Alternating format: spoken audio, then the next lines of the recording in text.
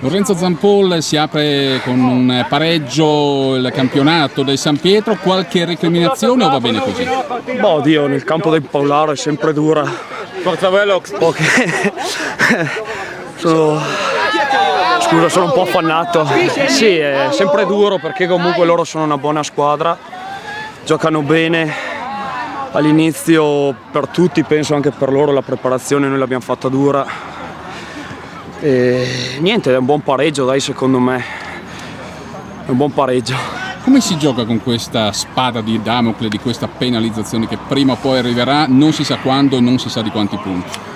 Bah, ti dico, io ragiono più come calciatore e quindi penso a fare la partita, insomma. Poi abbiamo fatto un errore involontariamente e pagheremo le conseguenze, insomma, quelle che decideranno.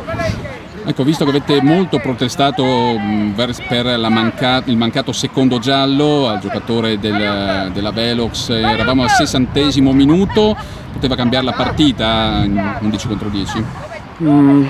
Chiaramente in questo livello dove le partite sono tutte molto equilibrate, sicuramente avere un uomo in più poteva fare la differenza, soprattutto adesso appunto che gli spazi si fanno ancora fatica a prendere sul campo. Poi l'arbitro ha deciso così, l'unica cosa che recrimino un po' è che chiaramente poi le partite possono diventare cattive e rischiare di farsi male, insomma, l'unica cosa.